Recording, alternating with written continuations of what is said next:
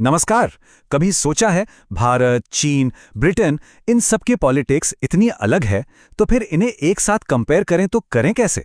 ये सवाल सुनने में जितना मुश्किल लगता है उतना ही दिलचस्प भी है और आज हम इसी गुत्थी को सुलझाने वाले हैं। तो यही है आज का हमारा बड़ा सवाल। हम इतने अलग अलग देशों की राजनीति को साइंटिफिकली मतलब एक तरीके से कैसे कंपेयर कर सकते हैं?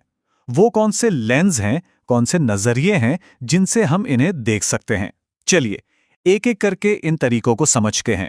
तो हमारी कहानी शुरू होती है 20वीं सदी के बीच से। यहाँ एक बहुत बड़ी क्रांति हुई, एक इंटेलेक्चुअल रेवोल्यूशन। इसे कहते हैं बिहेवियरल रेवोल्यूशन। ये पहली सीरियस कोशिश थी पॉलिटिकल साइंस को एक असली साइंस बनाने की। इसका आइडिया ना बहुत सिंपल लेकिन बड़ा पावरफुल था।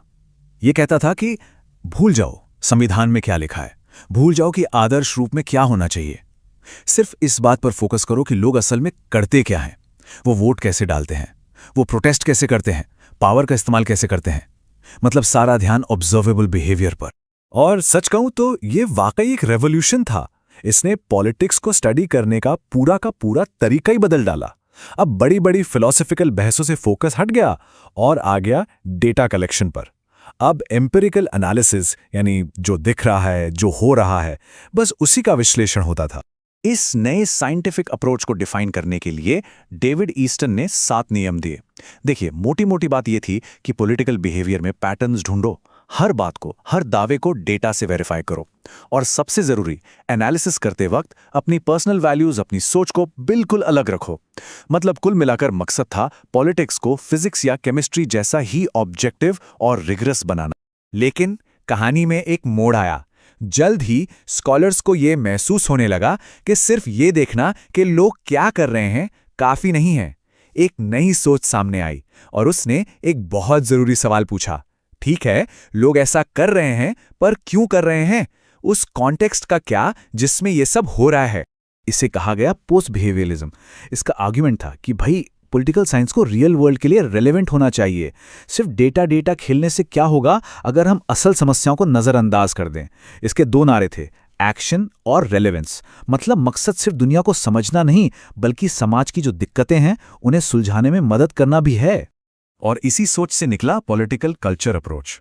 इसका मानना था कि किसी देश की पॉलिटिक्स को समझना है तो वहां के लोगों के बिलीव्स, उनकी वैल्यूज और अथॉरिटी को लेकर उनका नजरिया, इन सबको समझना पड़ेगा। मतलब ये अप्रोच सोसाइटीलॉजी और एंथ्रोपोलॉजी से काफी इंस्पायर्ड था। अब देखिए गैब्रियल ऑमंड ने इस आइडिया को कैसे अप्लाई किया। उन्होंने अलग अलग देशों की पॉलिटिकल कल्चर को क्लासिफाई किया। जैसे ब्रिटेन को उन्होंने होमोजीनियस या समरूप कहा, मतलब जहां ज्यादातर लोग पॉलिटिकल सिस्टम में एक जैसे तरीके से हिस्सा लेते हैं। वहीं भारत को उन्होंने एलीट मास कल्चर कहा, मतलब एक छोटी सी वेस्टर्नाइज्ड एलीट है जो पॉलिटिक्स को डोमिनेट करती है, जबकि ज्यादातर जनता उससे काफी अलग थलग रहती है। अच्छा, इसके बाद आता है एक और powerful lens, the political economy approach. इसका फंडा बहुत सीधा है। पॉलिटिक्स और इकोनॉमिक्स को आप अलग करके नहीं देख सकते। कौन अमीर है, कौन गरीब, देश के रिसोर्सेस किसके कंट्रोल में हैं, ये वो सवाल हैं जो हर पॉलिटिकल डिसीजन के पीछे होते हैं। ये लेंस हमें पॉलिटिक्स को पावर और पैसे के खेल की तरह देखने में मदद करता है। चलिए अब वापस गैब्रियल ऑमंड के एक और बड़े आइडिया पर चलते हैं। उन्होंने एक यूनिवर्सल मॉडल बनाने की कोशिश की, एक ऐसा मॉडल जो बता सके कि कोई भी पॉलिटिकल सिस्टम काम कैसे करता है। इसे कहते हैं स्ट्रक्चरल फंक्शनल अप्रोच। अब इसे समझने का सबसे आसान तरीका है एक मशीन की तरह सोचना। मान लीजिए पॉलिटिकल सिस्टम एक मशीन है। समाज से इसमें इनपुट्स यानी मांगे आती हैं और ये मशीन उन्हें आउटपुट्स यानी पॉलिसीज में बदल देती है। चलिए देखते हैं ये काम कैसे करता है। तो पहला इनपुट है इंटरेस्ट आर्टिकुलेशन, यानी अपनी मांगों को सामने रखना। ये तब होता है जब लोग, कोई ग्रुप या पॉलिटिकल पार्टीज अपनी जरूरतें सरकार तक पहुंचाते हैं। जैसे हमें बेहतर सड़कें चाहिए या हमारे टैक्सेस कम करो। अगला इनपुट है इंटरेस्ट एग्रीगेशन। इसमें क्या होता है कि बहुत सारी अलग अलग मांगों को एक साथ मिलाकर एक बड़ा पॉलिसी प्रपोजल बनाया जाता है। जैसे मान लीजिए देश के अलग अलग किसान संगठन मिलकर खेती से जुड़े सुधारों के लिए एक कॉमन डिमांड पेश करें। और ये मॉडल ये सब कुछ एक साथ दिखाता है। देखिए, एक तरफ से समाज से इनपुट्स आ रहे हैं, पॉलिटिकल पार्टीज की डिमांड, इंटरेस्ट ग्रुप्स की डिमांड, ये सब जाती हैं बीच में इस पॉलिटिकल सिस्टम वाली मशीन के अंदर, और फिर दूसरी तरफ से निकलते हैं आउटपुट्स, यानी सरकार के बनाए कानून, पॉलिसीज और अदालतों के फैसले। ये एक तरह से किसी भी पॉलिटिकल सिस्टम का पूरा ब्लूप्रिंट है। पर रुकिए, कहानी अभी खत्म नहीं हुई है। 1980s आते आते एक नई सोच सामने आई और उसने कहा कि हम सब एक बहुत ही इंपॉर्टेंट चीज को मिस कर रहे हैं, इंस्टीट्यूशंस। इस नए अप्रोच, जिसे न्यू इंस्टीट्यूशनलिज्म कहते हैं, उसने तर्क दिया कि कोई भी इंसान वैक्यूम में यानी अकेले फैसले नहीं लेता। हमारे चॉइसेस, हमारे फैसले खेल के नियमों से तय होते हैं। तो फर्क समझिए, बिहेवियरिज्म ने इंसान को एक इंडिपेंडेंट एक्टर की तरह देखा, लेकिन न्यू इंस्टीट्यूशनलिज्म ने कहा नहीं, इंसान इंस्टीट्यूशनली सिचुएटेड है, मतलब उसके फैसले पार्लियामेंट, कोर्ट्स या इलेक्शन सिस्टम जैसे इंस्टीट्यूशंस के दायरे में ही होते हैं। ये इंस्टीट्यूशंस हमारे चॉइसेस को लिमिट भी करते हैं और गाइड भी। और ये कोट इस बात को एकदम परफेक्टली समझाता है। इंस्टीट्यूशंस वो सोशल ग्लू हैं, वो गोंद हैं जो पॉलिटिक्स को जोड़कर रखते हैं।